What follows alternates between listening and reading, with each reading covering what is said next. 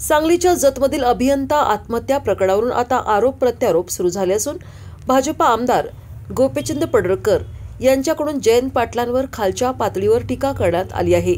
जत पंचायत समितीचे कनिष्ठ अभियंता अवधूत वडार आत्महत्या प्रकरणावरून करण्यात आलेल्या आरोपांच्या निषेधार्थ गोपीचंद पडळकर यांच्या नेतृत्वाखाली जतमध्ये जयंत पाटलांच्या विरोधात मोर्चा काढण्यात आला।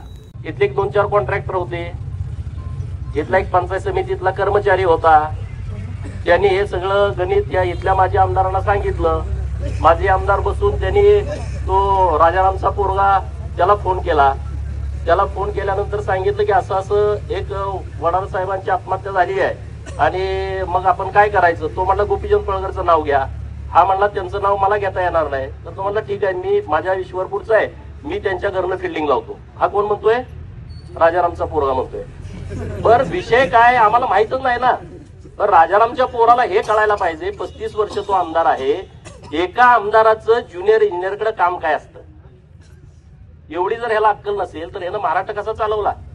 म्हणून मी नेहमी म्हणतो की हा बेअक्कल माणूस आहे, हा बिंडोक माणूस आहे। हा वारंवार दर 8 दिवसाला सिद्ध करतो की होय मी बिंडोक आहे। अरे आमदाराचं ज्युनियर इंजिनियरकडे काम काय? आमदार फंडाचं पत्र दिलं, कुणाला जातंय? जिल्हा नियोजनला। जिल्हा नियोजन मधले पैसे आले, पत्र कुणाला जातं? जिल्हा नियोजनला। जिल्हा नियोजन कुणाला इकडे देईल? जिल्हा परिषदचं काम असेल पंचायत समितीला, सार्वजनिक बांधकाम विभागाचं काम असेल तर पीडब्ल्यूडीच्या एक्झिक्युटिव्हला। ते त्यांच्या खालच्या शाखा अभियंत्याला पाठवतील ना की अंदाजपत्रक तयार करा आणि तुम्ही पाठवून द्या।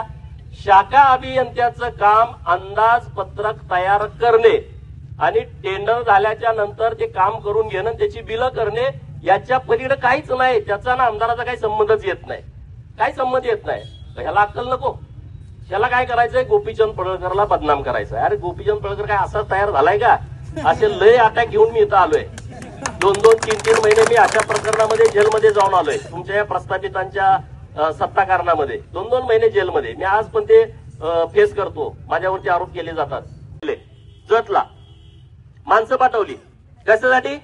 गोपीचंद पडळकरनं कुठल्या व्यापाऱ्याकडून वर्गणी घेतली का? त्यामधला एखादा व्यापारी घ्या आणि त्याच्यावरती खंडणीचा गुन्हा दाखल करा। अरे जयंत पाटला, तुझ्यासारखा भिकारी अवलाद गोपीचंद पडळकरची नाही। माझ्या ती धमक आहे कार्यक्रम करायची। तुझ्यासारखी ती अवलाद नाही। तू राजाराम पाटलानं काढलेली अवलाद मला अजिबात वाटत नाही। काहीतरी गडबड असणार आहे एवढ्या खालच्या लेवलला। आता माझा दांडियाचा कार्यक्रम आहे गरबाचा, ये माणसं पाठव, डोळं तिपून जातील तुझं कार्यक्रम बघताना।